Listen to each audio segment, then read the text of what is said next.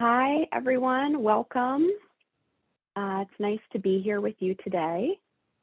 My name is Lisa Besler. I am the clinical director at DBT of South Jersey, and I'm excited to be here with you all. To start off, I'm going to tell you a little bit about myself. So I've been working in various treatment settings as a therapist for almost 20 years now. And I guess about 10 of those years have been focused on DBT and trauma and healing from trauma. So it's something that I feel, really excited about. And I'm happy to be here talking with all of you about it today. Before we get started, I just want to set an intention, that we're all coming here together to learn about trauma and healing from trauma and loving kindness. And it just feels so cool, whether you're joining me live or you're joining me, at a later date, watching the recording. It's just nice to be here talking about a topic that's close to my heart and hopefully close to your hearts as well. And it's really nice to be focused on sending some healing out into the world, having the intention of sending some healing out into the world, which is a lot of what we're going to be focusing on when we talk about loving kindness today. So just to get started, I want to tell you a little bit about our outline for today, what we'll be doing. So we are going to focus on a little bit of information about what trauma is, understanding a little bit about trauma in the body. And then I want to talk a little bit about the dialectics of grounding versus exposure in trauma treatment and healing. And of course, we'll get into what loving kindness is, what a practice of loving kindness looks like. And then we're going to go through a loving kindness practice itself at the end so that it will be experiential. Feel free to put questions in the chat. I will try to get to the questions as we go on today, so you can feel free to do so. That's just fine. And I may actually pause until the end before I answer them. But, feel free to ask any questions that you may have as we go around today. Okay, so let's go ahead and get started. So we're here to talk about trauma, healing from trauma, loving kindness, which is a DBT tool, but it definitely has roots that stretch beyond the scope of DBT for sure. So what is trauma? Trauma is defined as an overwhelming stressor or repeated stressors that overwhelm a person's ability to integrate the experience into their daily lives, right? So this is an experience that was overwhelming, that was distressing in such a way that it stands out to us, and it's hard to make it a part of our normal script, a part of our normal functioning. It's been said that trauma, or PTSD specifically, is a normal response to abnormal behavior, which means that your body's response to trauma or a traumatic event is automatic. It's a part of being a human. Now, because all humans are different, our responses to the same events can vary as well. Yet it's important to remember that our responses make sense, even if the situation doesn't feel like it makes much sense at all, which is actually pretty typical when we talk about trauma itself. So what happens when we experience something traumatic? Well, trauma can cause problems in a lot of ways in our lives. And if you've been through a traumatic experience, you may know a lot of this already, right? So trauma can cause problems with dissociation, which means kind of like feeling numb or feeling outside of your body. It can cause emotional overwhelm, right? Our emotions seem to hit us like a wave, maybe. We can have urges for maybe maladaptive behaviors, such as urges to self-harm as a way to cope with all those big emotions. In addition, trauma can be very physical. So we're talking pain, including headaches or physical tension, There can be stress or tension in relationships as a result of trauma or the traumatic situation that we've been through. We may have hopelessness. We may have anxiety. But I think in addition to that, we can have a lot of mistrust and in general, feel a lack of safety, a big lack of safety when we go through something traumatic.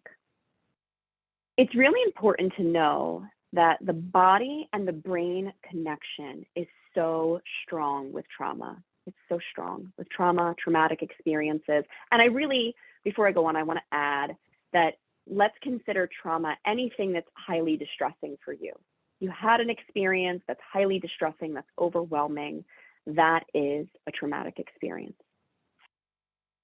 So much so that Harvey said back in 1990, trauma survivors have symptoms instead of memories.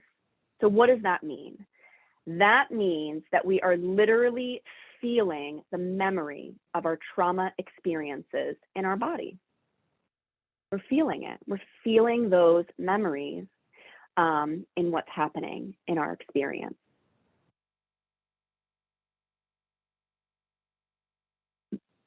If you have been in a traumatic situation, you already know this. I'm not telling you anything new. No new information for you, right? You're probably like, yeah, Lisa, I know that I feel it in my body. However, I do hope that it validates that what you're feeling, what you're experiencing is very real. What you're experiencing and what you're feeling, while very real internally, could also be occurring after the upsetting situation, after the trauma is over, or when you're in an otherwise safe space. That is why that's happening by talking about trauma in the brain and the body. So there's a couple of things we want to think about when we think about trauma in the brain and the body. So this list is in no way everything, but I hope it gives you a general overview, some key kind of body components to pay attention to or, to think about. The first concept that I want to talk about is the idea of the triune brain, which speaks to three main parts of the brain, each with different purposes. Some of you may be familiar with this concept. The first is the frontal lobe. And so this is the thinking brain. This is the higher order brain, the logical brain. When we're emotionally overwhelmed, this part of the brain shuts down. I say it just like goes offline. We can't think, we can't make decisions, we can't regulate emotions. So when our thinking brain is not fully turned on, it's really hard for us to do those things. And when we experience a traumatic situation or a highly distressing situation, something that's highly emotional, that part of the brain does shut down. Next is our limbic system. So our limbic system is sometimes called the mammalian brain. This is where the amygdala is housed. And the amygdala is a pretty important brain structure. It can be thought of as our internal smoke detector. It's our internal alarm system. The amygdala is where emotional memories are stored. What can the amygdala not do? It can't tell time. It doesn't distinguish between past and present. It just tells us when there's danger or when there's perceived danger, which is really important. So danger or perceived danger.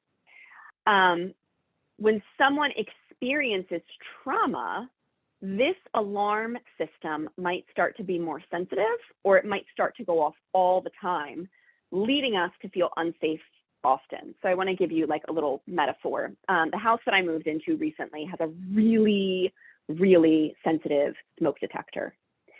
And sometimes on like maybe a Friday night or the weekend, we like to have pizza night where we're making like a lot of homemade pizza. That's a lot of fun. But it also produces like a lot of heat because the oven's turned on pretty hot, and there's a lot of flour being used. So sometimes the flour falls down to the bottom of the oven and it smokes a little bit, and the smoke detector always goes off.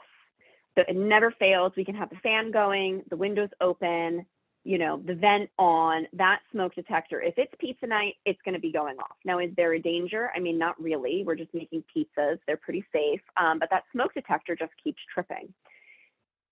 That's what I want you to think about when you've experienced trauma, and especially chronic trauma. What starts to happen is the amygdala can start to say, there's danger, there's danger, there's danger, even when there may not actually be danger present. So it's important to remember that. It can cause us to feel pretty unsafe often.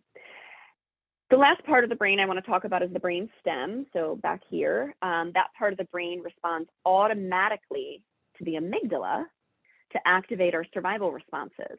So this is our fight, flight, freeze, submit, attach responses. A lot of people have heard of fight and flight. Some people have even heard of freeze, but we actually have 5 overall trauma responses. They're fight, flight, freeze, submit, attach. The sympathetic nervous system causes these physical changes that we feel in the body with our breathing, our heart rate, etc. So those responses that we experience in our body, they're really actually like our superheroes. They're there to help us. They're there to come in and save the day when we're in a traumatic situation or a highly distressing situation. The problem is those responses are not also helpful when they're occurring outside of those situations. I also want to give a quick shout out to the polyvagal theory. You know, you're a therapist when you're shouting out theories. So yeah, but I am. And so this theory links the idea that our nervous system connects to our emotional experiences, and it does so through the vagus nerve, so the polyvagal theory. So this is a cranial nerve which impacts digestion, our heart rate, respiration. It helps us to determine and communicate safety to our brains and our body through a process called neuroception. Neuroception means that we are unconsciously and automatically evaluating our environment for whether it's safe or not. We as human beings use social cues to help us to determine this.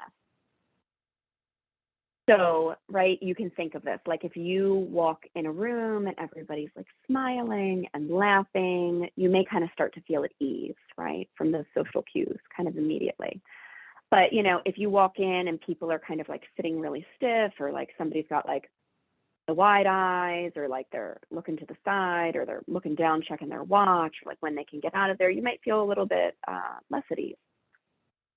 A great example of neuroception is actually with babies, right? Like if they see their caregiver express fear, they may get scared themselves.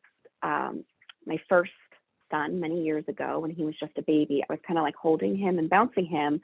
And I was watching a TV show, and I startle really easily, like super easily. And when I startle, I tend to like do a big gasp. So it's alarming when I startle. So I'm watching this TV show, and it's like not really all that scary, but I startle easily. And something happened that was like kind of abrupt on the show, and I went, made that gasp. And so I'm holding my son who's looking at me. I'm looking at the TV. I make that gasp, and my son, who's a little baby, I mean, maybe like 6 months old, like tiny, starts crying instantly, right? And so what's happening there, he sees me scared. I'm his caregiver. So if I'm scared, something scary really must be happening, right? He's using his environment as a cue, a social cue, to know how to feel. And this is a big way that we humans help to regulate how we feel. Humans are biased to look for danger, though, called the negativity bias. It's something that's helped us, like us in our survival and to keep us alive. Like think early human beings. Let's think early colonists, right? Like coming to the Americas and settling. I don't know what that was like for them, but let's say, they're, building a house or something. You'd have to be on cue for like what could be lurking out in the woods. So I say that to say that our brain, this is automatic, right? This is for our survival. If a bear comes out of the woods at me, that's dangerous. So I need to be cued into, if I hear a sound, if I hear something like that, let me look around and see what might be happening. So that negativity bias, combined with a lot of trauma and our amygdala telling us we're not safe, can cause us to experience a lot of emotional dysregulation, along with some of the symptoms that I first talked about, right? That feeling unsafe, that mistrust, the anxiety, the fear. So it's really important, like I want you to recognize that what we're talking about here is our brain and our body is priming us, just like if I'm out camping and I hear a rustling in the woods and a bear comes out, I would feel really afraid. Our trauma responses, when they're happening, our body's responding in much the same way. Okay, so now we know a little bit about trauma and the brain and the body and how it all relates. We want to talk about like, okay, well, what do we do with that, right? So like you may be sitting here thinking like, yeah, I know how my body responds. I experience it, like I know what's happening, but like, what do I do about it? And that takes us into the like, how do I heal from trauma? How do I start to recover from the emotionally overwhelming things that we've been through while we work on trauma recovery? It's so important that I stress to everyone here that there are different stages of trauma recovery. And each of these stages are also important. Everyone has its place. So the first stage of trauma recovery really focuses on safety, symptom control, acknowledgement of the past. After that, we try to work more on healthy emotional responses, emotional experiencing, exploring the traumatic memories, and then of course, reconnection.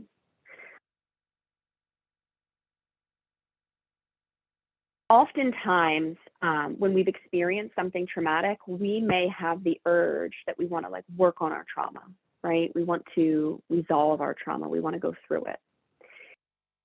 I really want to stress that each phase in trauma recovery, first and foremost, is working on your trauma, period. It doesn't matter whether you're working on safety, you're working on reconnection, you're working on emotional experiencing. It's all important. It all has its place. And it's often done in stages. We want to walk before we run, so to speak. I also want to take a moment here. There's really a dialectic in trauma recovery. So we talk about dialectics a lot in DBT, right? Dialectical behavior therapy. So what are dialectics? Dialectics mean that basically two seemingly opposing truths can exist at one time, right? So there is a dialectic in trauma and healing of trauma.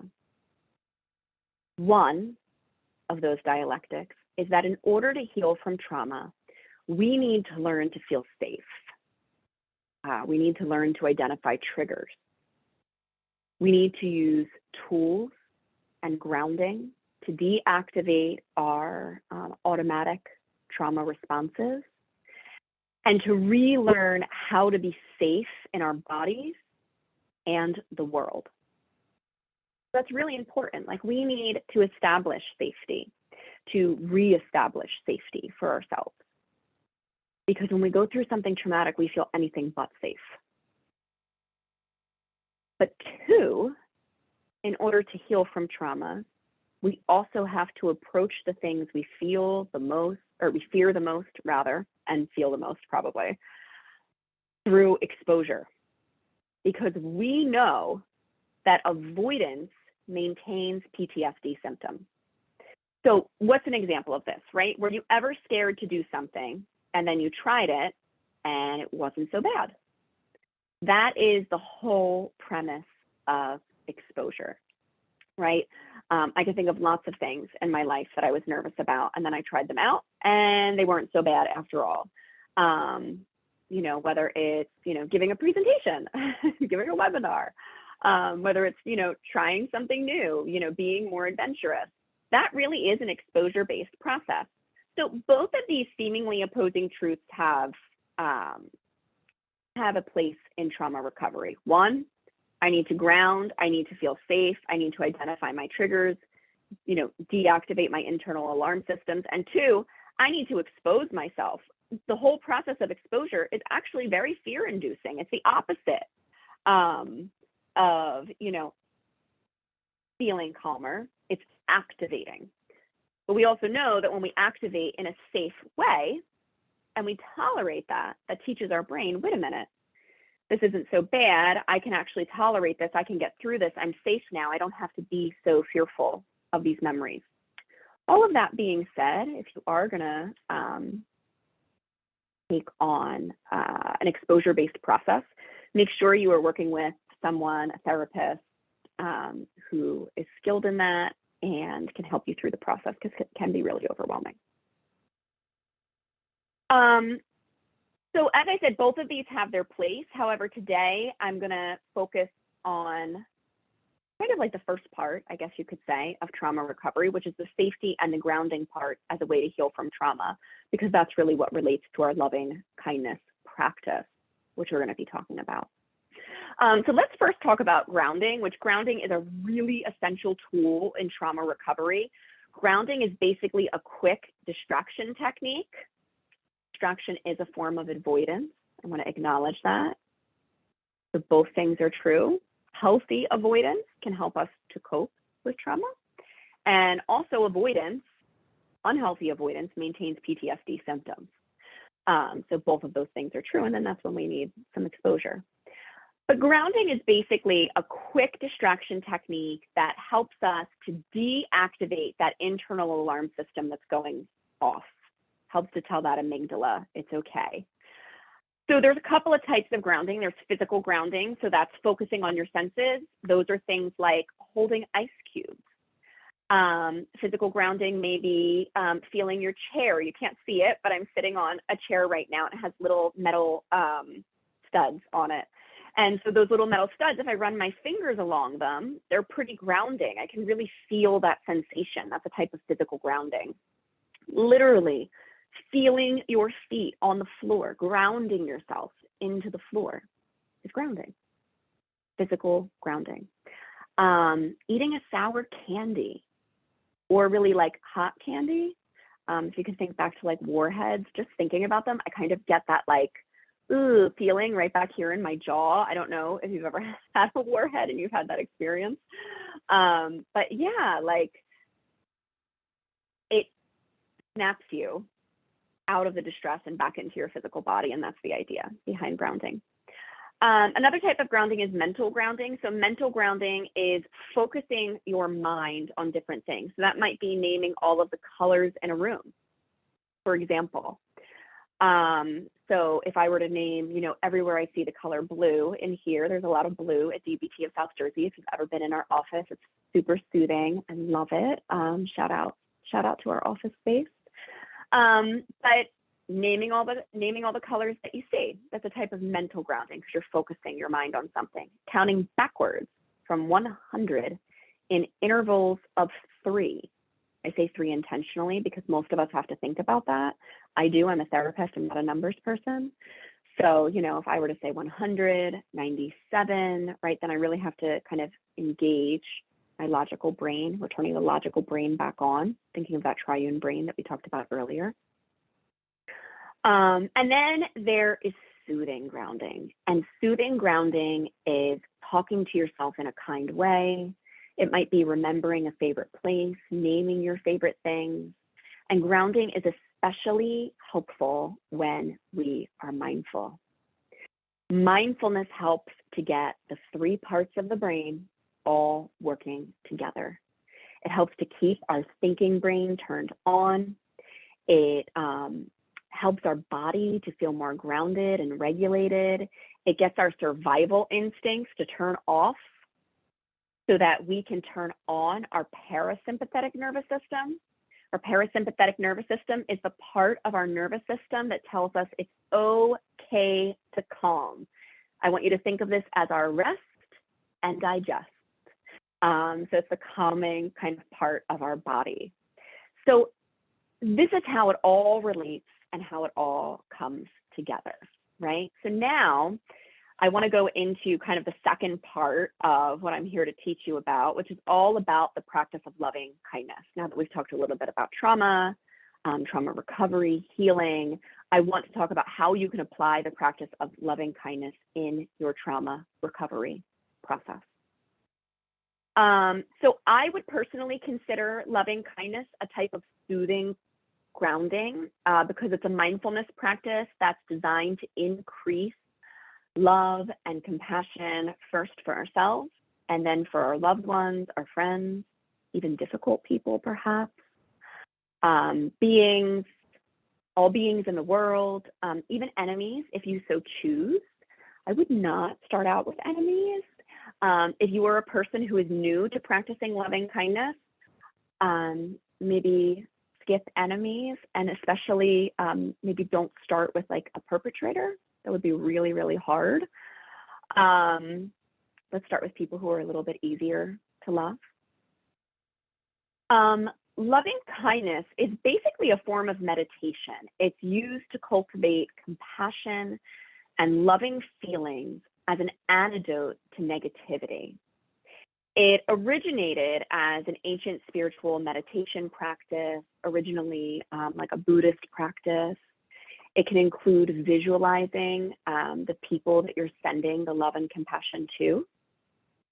It helps to protect us from holding on to judgment, ill will, hostile feelings towards ourselves and other people. The bottom line is that anger, hate, hostility, ill will towards ourselves and others can be very painful. And when we're healing from trauma and traumatic experiences, we want to release pain and painful emotions.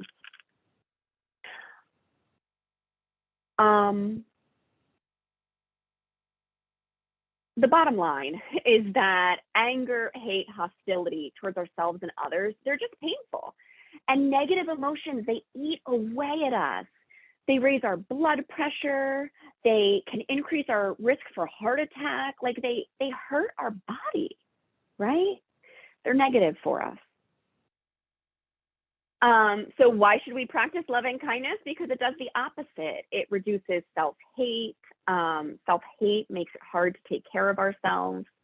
It can lead to us feeling like we don't deserve good things, which can lead to, you know, an increase in feelings of depression. I know there's some questions in the chat, and I am going to get to them. I'm going to get to them at the end just because I get so excited to answer things. I'm afraid I'll totally derail. So let me go through the loving kindness, and I will come back to that. So loving kindness can also help our relationships. So how can it help relationships, focusing on these kind of like positive things and positive emotions? Well, relationships in general are easier to navigate when we have some positive feelings towards the person. And loving kindness is all about cultivating loving feelings towards ourselves and towards other people. When we're just stuck in that like angry feeling towards someone, we don't even want to be around them, right? Like we don't even want to see them. We're just so mad. It's a lot easier to be able to have a positive relationship with someone when we can find some kernel of truth in their position, kind of like dialectical thinking, seeing the opposing side of what we might be feeling, seeing those multiple truths. In addition, data shows that a regular practice of loving kindness increases positive emotions of love and gratitude, and it decreases negative emotions, and it increases feelings of connection. Remember how I said the last stage of trauma healing is all about reconnection? The practice of loving kindness is soothing, it can be grounding, but it can also really help to start to cultivate those feelings of connection, which can be so important when we have really been stuck in a place of mistrust.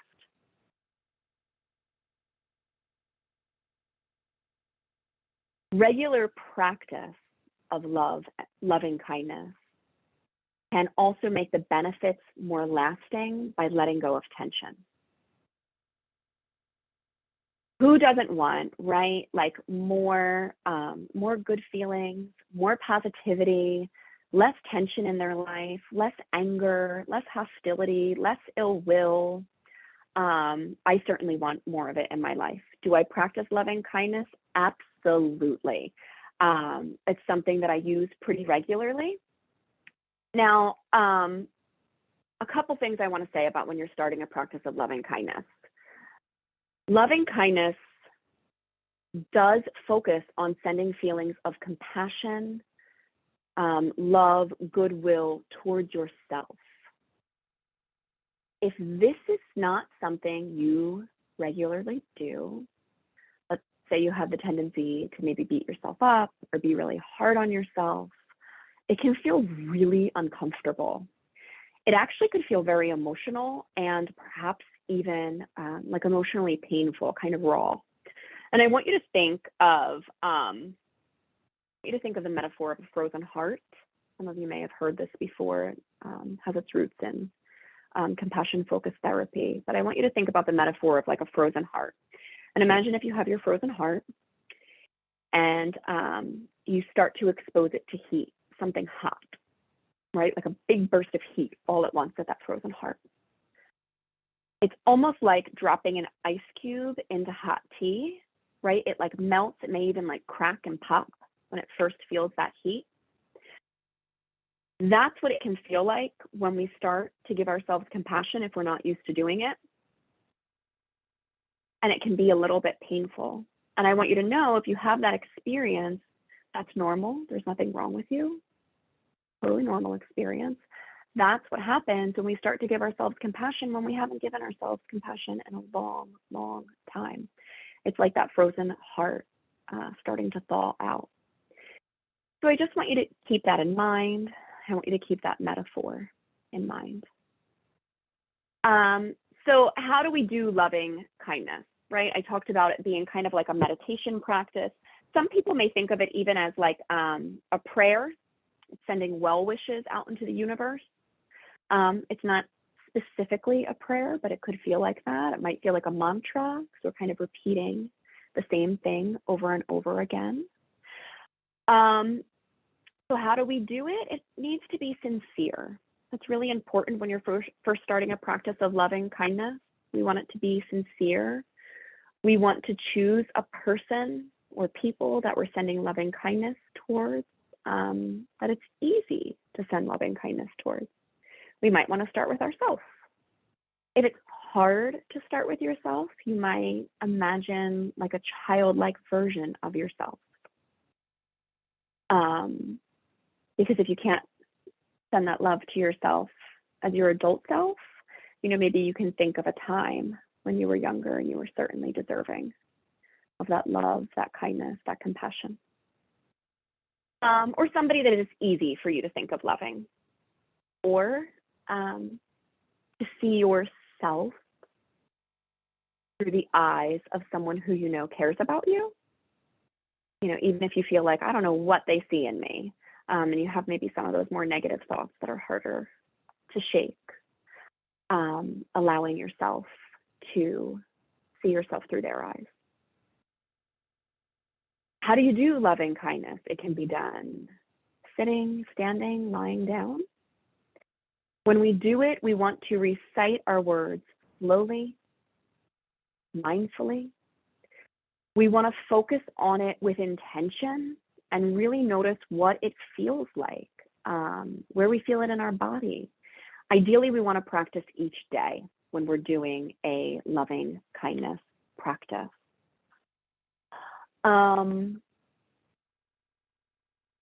All right, I want to take us through a loving kindness practice. Before I do so, I want to just pop over to the chat for a second and see some of these questions that people are asking. So you can go ahead. If you have a question you've been holding or wanting to ask, you can ask now. I'm going to answer some questions. And then I want us to actually go through a loving kindness practice, because I feel like I can tell you all about it and what it does and the positive emotions and what data shows and how it helps relationships and releases ill will. but it's different when you actually go through it. So I want us to have that experience of it and feel that experience. So I see here in the chat, can you feel normal again, even though trauma is high? So I think that, like, I really just want to validate and honor that when we have been through a traumatic experience, that leaves a lasting impression on us, a really lasting impression on us. And I almost like to think of like feeling like two selves, right? It's like our self, we had ourself kind of like before the trauma, and then we have ourself after the trauma, and we're impacted by that. You know, we go through some things in our life where we might not ever look at that situation and say, oh yeah, that was great. I feel totally fine about that.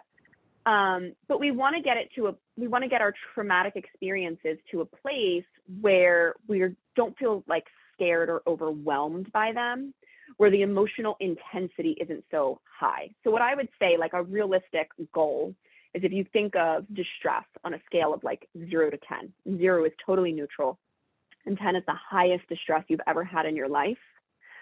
Ideally, we get that distress maybe down to like maybe a 2. It would be great if it's at a 0. A 0 is great, but there are some things that we've experienced in our lives that might not ever feel like a 0, right? And that's sound. You know, like we could survey 100 people and it would be like, survey says that's upsetting, right? Family Feud, survey says that's upsetting. So, but can you get to a place where you can get at that level too? Absolutely. Absolutely, you can. It takes time. I will say, give yourself a break. The trauma that you experienced might not have occurred in just one day, right? We might be talking about really like a chronic trauma process where we experience trauma over and over and over again. We know that if we experience trauma for like a lasting intensity, a lasting duration, maybe our perpetrator was someone who was close to us, especially if it was someone who really was supposed to protect us. Those are some of the hardest traumas to recover from. And just like it took a long time of perhaps experiencing a traumatic event, it's going to take us that time on the other end to heal. But every step you take towards healing, every step is huge. And it's a step towards taking that distress maybe from a 10 down to a 9, down to an 8, but it's not so linear. It might be like down to a 7, then back up to a 10, and then down to a 4, and then back up to, an 8 again. And so I would just say, like, keep the faith. You can recover even if it feels like the skills aren't fully working in that moment. Address how to handle a continuous trauma feeling unsafe, such as the current pandemic. Yes. Oh my gosh. This is such a great question. So I think something that's really important to acknowledge is when we're talking about deactivating the amygdala, that is when we are and our trauma responses, that's when we're no longer in a traumatic situation, right? We are in a lasting trauma. I mean, the pandemic that we've been through is a lasting trauma. We're in it. So I can't say to you, oh, go out to the grocery store and feel totally safe. Yeah, just like do some grounding, tell your amygdala it's fine. We're still in the process. We're still going through it. So what I would say is focus on creating a space of safety, right? Focus on those places that you can feel healing, where you can say to your body, it's okay to get into a place of contentment. It's okay to deactivate my internal alarm system right here, right now, in this space, even if it's just for a moment. We want to be intentional about creating that for ourselves. It's so important in our recovery process to create that space. So maybe that space is, your bedroom. Maybe that space is a close friend's house. Maybe that space is your car. Maybe that space is just like going to a park at off hours when no one else is there and there's lots of fresh air, and you can get into that place of soothing and contentment, because the only way we can turn off our threat response, which is our most dominant response,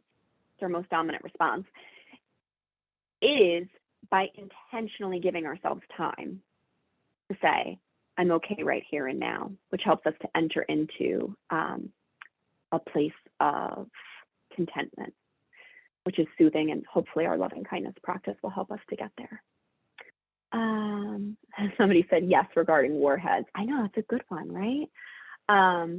What happens if you don't love yourself? How does that work if you feel so much judgment? Yeah, that's really true.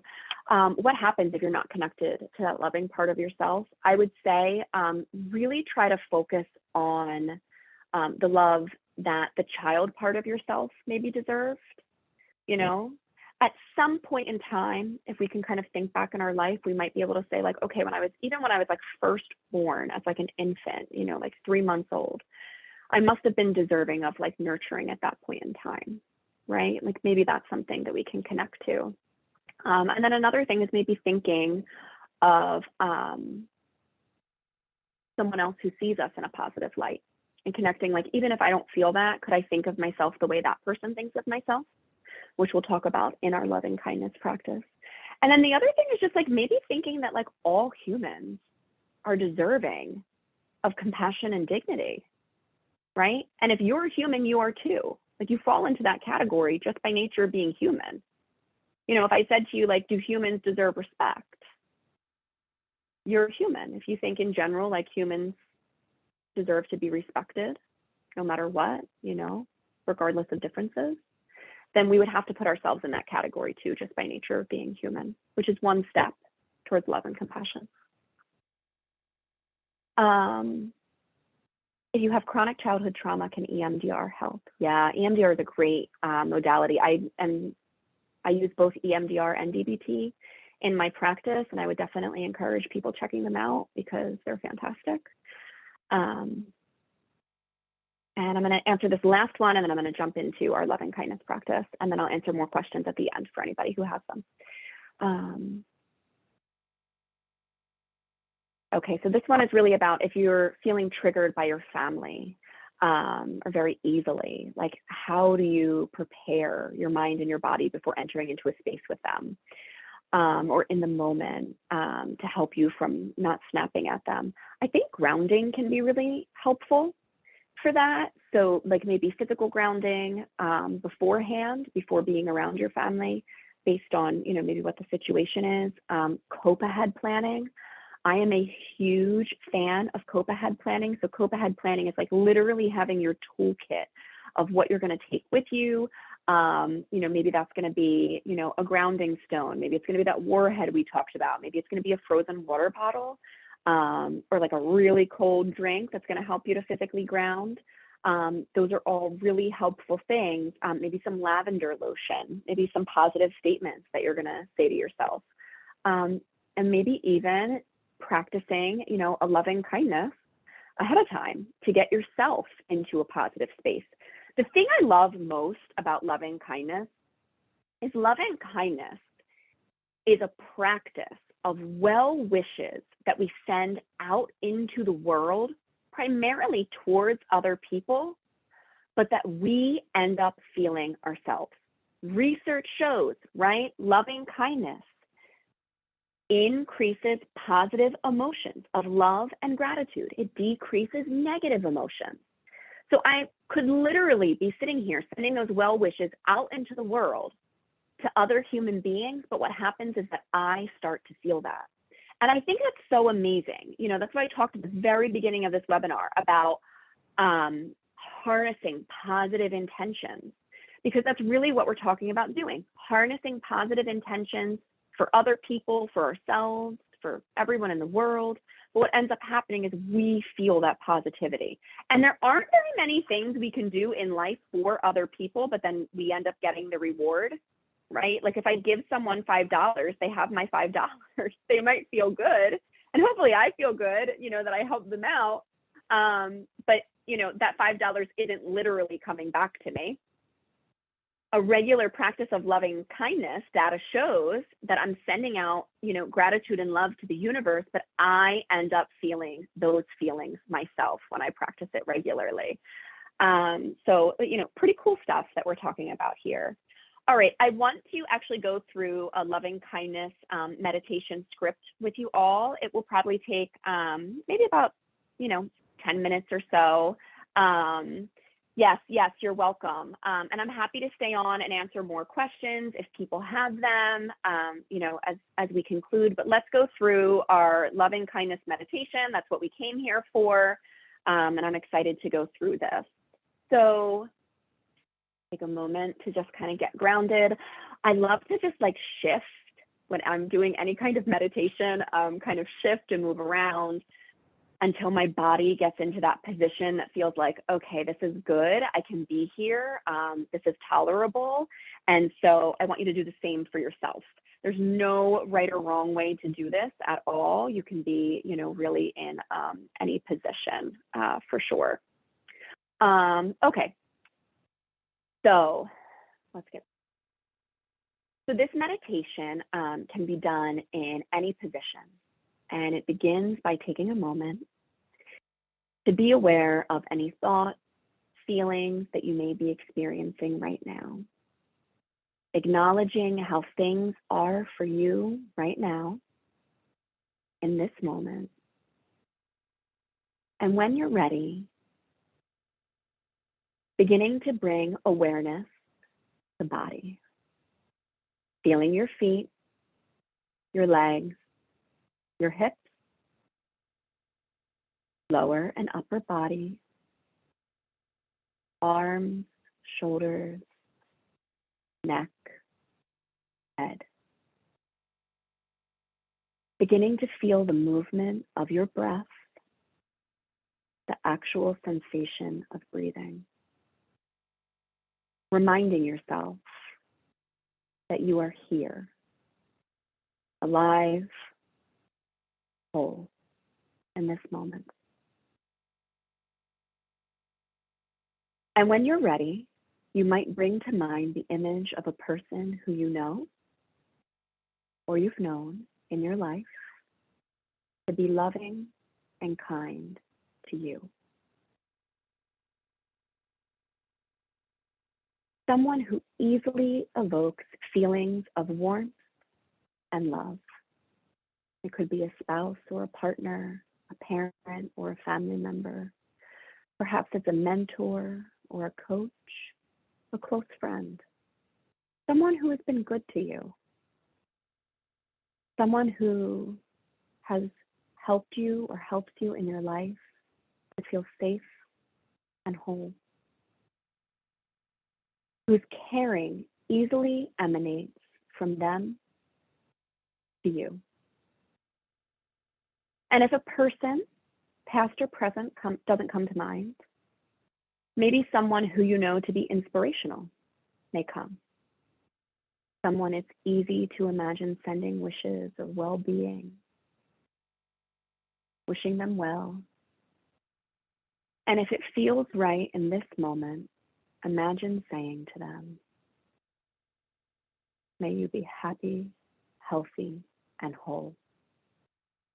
Picturing them receiving your wishes for them. May you have love, warmth, and affection. May you be protected and free from fear. May you be alive and joyful. May you experience inner peace and ease. You may have your own words and well wishes for them, so feel free to use any words that resonate with you.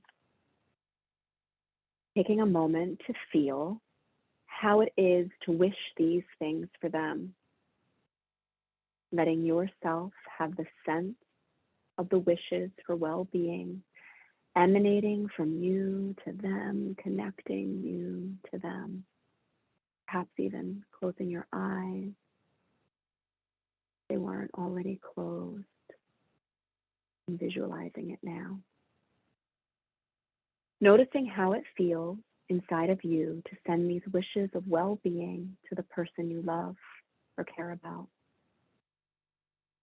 And when you are ready, seeing if you can imagine this person or figure wishing these very same things for you, knowing that they have your well-being in their heart, imagining them saying to you, May you be happy, healthy, and whole. May you have love, warmth, and affection in your life. Imagining them close to you, feeling their presence and unconditional love for you as they say, may you be protected from harm and free from fear. May you be alive, engaged, and joyful. May you experience inner peace and ease, letting those feelings wash over you, feeling their unconditional love and caring for you, letting the feelings of love and safety grow within you, knowing that there's nothing that you have to do to deserve those feelings and wishes, that they are given freely without condition. See if you can connect to the meaning of these phrases. Even if you don't feel totally safe or warm or compassion right now, knowing that that's their wish for you. And now seeing if you can have these wishes for yourself, hearing yourself say to yourself, may I be happy, healthy, and loved. May I be safe and protected. May I be alive and free. May I experience inner peace and ease. You may have loved ones for whom it's also easy to have these wishes for, maybe a child or a family member or a dear friend, even a loved pet. And if it feels right, saying to them in your own way and with your own words, may you be happy, healthy, and loved in your life. May you be safe and protected. May you not suffer. May you be alive and joyful. May you have inner peace and ease. Be happy, healthy, and whole.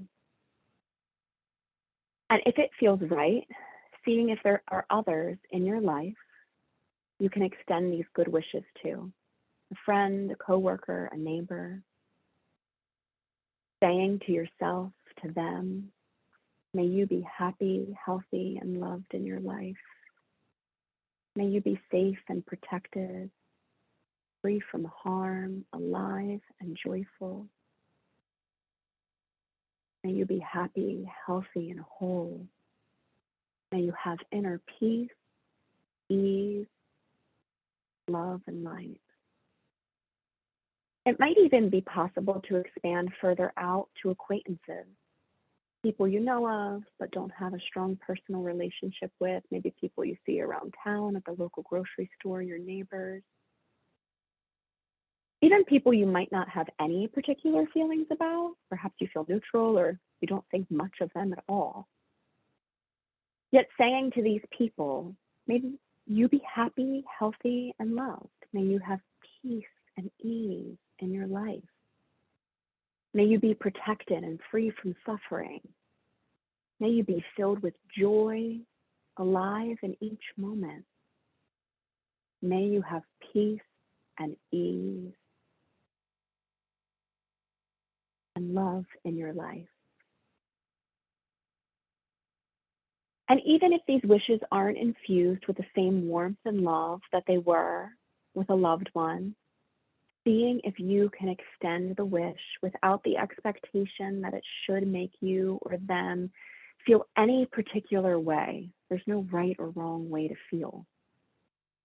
Connecting with what the wishes represent, keeping these people in your awareness as you send these good wishes, wishing for them to be healthy and whole, wishing for them to have aliveness and love in their lives. And if you feel strong and secure in this, and only if you feel strong and secure in this, and you're comfortable, you could even try extending these wishes to someone you find difficult, not the most difficult person in your life. On a scale of 0 to 5, this might be someone that you would place at a 1 on difficultness, someone who's slightly irritating. knowing that just like you, they are someone who wants love and peace and ease in their life. And knowing that if they had more peace and ease in their life, they may be a little easier to deal with, to say the least. And saying to yourself, if you feel comfortable, just like me, they want to feel happiness and joy. Just like me, they want peace and ease. And they want to be loved, and they want to know their loved ones are safe and healthy. And just like me, they're doing the best they can at any given point in time with the tools that they have and the coping that they know or don't know. And saying, may you feel peace and ease, remembering that if this were true, they'd certainly be easier to deal with. May you be happy, healthy, and whole. And even if it's difficult for you, there's value in noticing what it's like to extend the wish, recognizing that you are not condoning their action, rather seeing that person as a human with some of the same needs as you. And if this is possible, remembering that circle that began with yourself and the persons you loved most, and family and friends, and extending to include all the many people you don't know or who may live far away in other countries or other cultures, saying, may you be happy and healthy. May you have peace and ease in your life. May you be happy, healthy, and whole. May you have love and warmth in your life.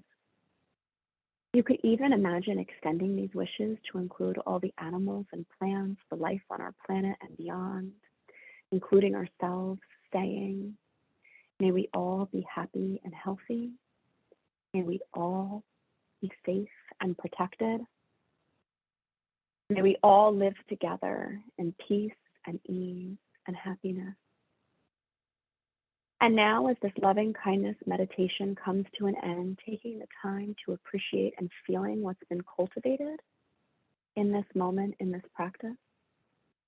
And even if there's been difficult parts of this practice, knowing that this practice has the potential to increase your sense of aliveness, of connection, of belonging. And then when you're ready, beginning to feel your physical presence, perhaps grounding your feet on the floor, maybe wiggling your toes, noticing your legs, feet, your back, noticing your hands, noticing the movement of your own breath, coming back to your body as a whole. In this moment, a deep breath in and out. Great, coming back to the room. The loving kindness meditation script I used was from a website that I really enjoy. I've used this loving kindness script for years. I can't take the credit, it's not mine, but it's a great one. And so it's a loving kindness meditation script. I'm gonna see actually if I might be able to put the link. Will it give me the link here? In for all of you into the chat. I think it should let me do this. There you go. That's the website that I used from today. So please check that out. It is not mine, the loving kindness meditation script. And check out that website if you want to. The only script that I've used from here is the loving kindness meditation script, but I really enjoy this one. I think it's really great. There's all sorts of meditation scripts out there related to loving kindness. You can choose whatever one you'd like.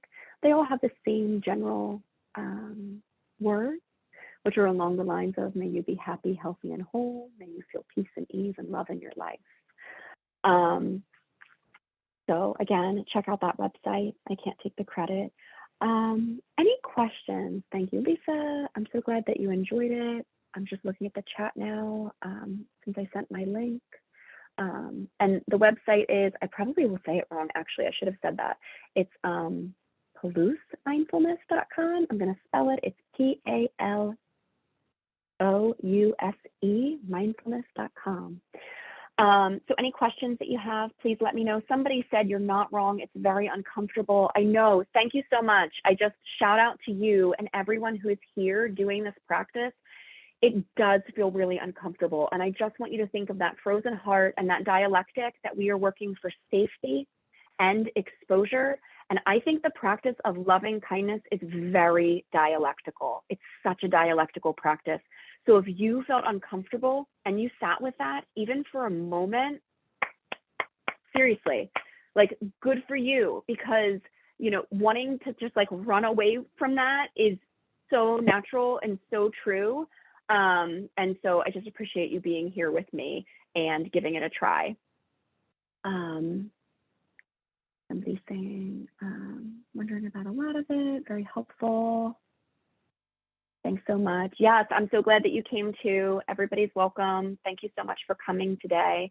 If you have any other questions, I'm gonna just hang here for a second. You can feel free to put them in the chat, but it's really been my pleasure. I've just enjoyed being here, and thank you to all of you for coming and bearing with me through this webinar and any pauses and things like that that I might have taken. I appreciate you all.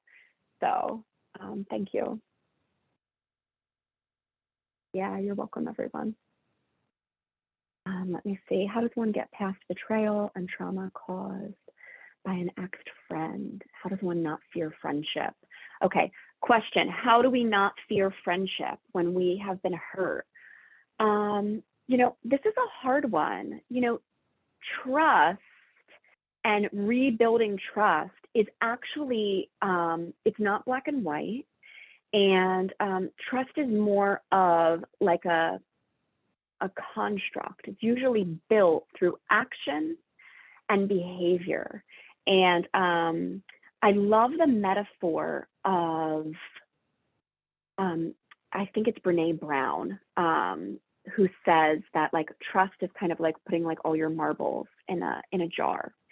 And it takes a lot of time to fill the jar with all those marbles, but it's so easy to shatter it, right? Like one like swift hit to the side of that jar and boom, the marbles are everywhere.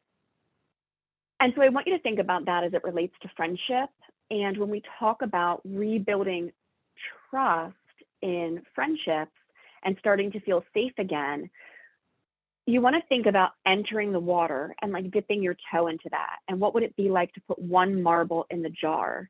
And it's usually through actions and behaviors, right? So someone can say to us, I'm so sorry. I'm sorry I did that. I'll never do it again. But what we want to look for are what's the behavioral validation that they've heard us. And we want to focus on communication, not just their communication, but ours. So for example, let's say that like having a clean room is really important to me. And but my husband leaves his socks around, right? If I don't say to him like, hey, a clean room is really important to me, and I need you to put your socks in the laundry basket, then I haven't done my part in communicating that. So it's kind of a silly example. But the point is that we want to communicate the things we want to see more of, and we also want to communicate things that we want to see less of. And over time, every time we communicate that, it gives the people in our lives an opportunity to put one more marble in our jar. And if we feel like we're not getting marbles in our jar, we want to communicate that too. And I think that's where like if-then communication comes in really handy. So if-then communication is like, if this happens, then I'm going to do this. And that's really about like setting boundaries and feeling safe, right? So if someone's doing something in a friendship that causes us to not feel safe, we might say like, if that happens again, then maybe I'm going to hold back from sharing so much or something like that. So I realize that explanation probably did not at all do justice to your question, but it takes time and it takes repeated showing up so that we can start to feel safe again in that relationship. And it takes communication on our part and on the other part of the person to rebuild trust and a lot of behavioral action. So any other last questions before we end for today? Thank you to everybody who hung in there with me for a little bit. I know we went a little bit over.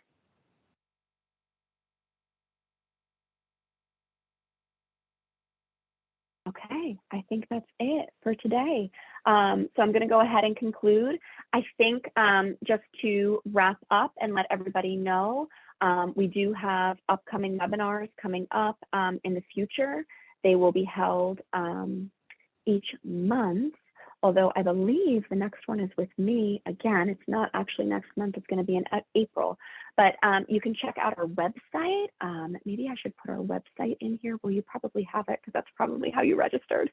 But do check out our website for our upcoming webinar offers. You're welcome, everybody. And check them out because we'll be offering them monthly, all sorts of like fun topics and skills that are coming up.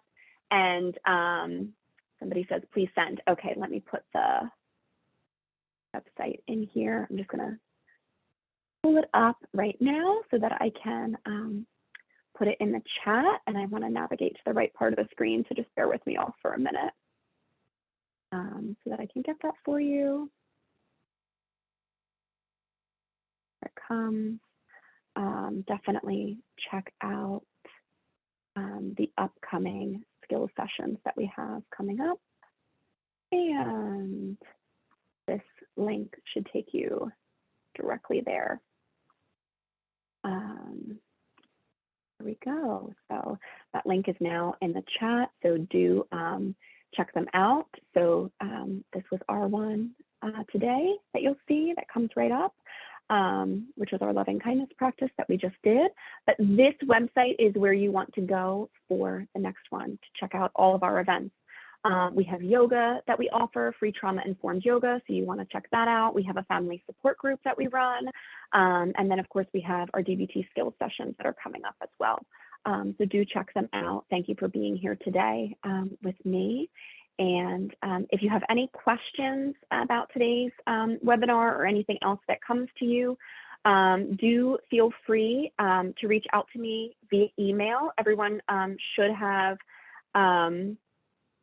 gotten the link with an email for our website today, and you will, our webinar today, and you will get a link to the recording as well. So you'll get a link to the recording as well for you to check out. So, okay, I guess that's everything. I feel like I'm tripping over my words now. So I'm going to say thanks for bearing with me. Goodbye. Thanks for being here, and I'll see you later. Take care, everyone.